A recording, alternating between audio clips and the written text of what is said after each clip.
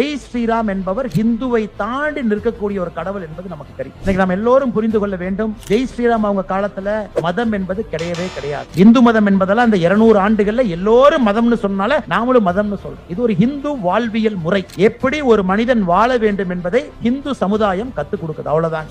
மதம் என்பது 7ஆம் நூற்றாண்டுல இஸ்லாம் வந்துச்சு, 2ஆம் நூற்றாண்டுல கிறிஸ்தவம் வந்துச்சு. அதனால அவர்கள் எல்லாம் மதம் என்று சொல்கின்ற காரணத்தினால இந்த ஹிந்து வாழ்வியல் முறையும் மதமா மாறிடுச்சு. இந்த ஜெய் ஸ்ரீராம் என்கின்ற பேர் வச்சு மறுபடியும் ஒரு வார்த்தையை சொல்றேன். இன்னைக்கு எல்லாருமே சொல்ற ராமராஜ்யம் வேண்டும், ராமராஜ்யம் வேண்டும். ராமராஜ்யம் என்று சொன்னால் ஸ்ரீராமனை போல் ஒருவர் வர வேண்டும் என்பது அர்த்தம் கிடையாதுங்க. ஸ்ரீராமர் காலத்துல மக்கள் எப்படி இருந்தார்களோ அதுபோல் மக்கள் வர வேண்டும் என்பது அர்த்தம். ஸ்ரீராமுக்கும் ராமராஜ்யத்துக்கு சம்பந்தம் இல்லைங்க. ராமராஜ்யத்துல மக்கள் அப்படி இருந்தனால ஸ்ரீராம் வந்தார். இன்னைக்கு நமக்கு அந்த கட்டாயம் கடமையும் இருக்கிறது. ராமராஜ்யம் என்கின்ற வார்த்தையை நாம் பயன்படுத்தும் பொழுது நாம் அப்படிப்பட்ட குழந்தைகளை தயார் செய்து அந்த குழந்தைகளை பக்குவப்பட்ட மனிதர்களாக உருவாக்கி ஓட்டு போடுறவங்க கையில தாங்க இருக்குது, நிக்கிறவங்க கையில அரசியல் எப்பவுமே கிடையாது. தப்பா நினைச்சுக்கோ, ஐயோ உங்க பெரிய ஆள் அரசியல் நிக்கிறாங்க, ஓட்டு போடுறவங்க கையில தான் மாற்றம் இருக்கு.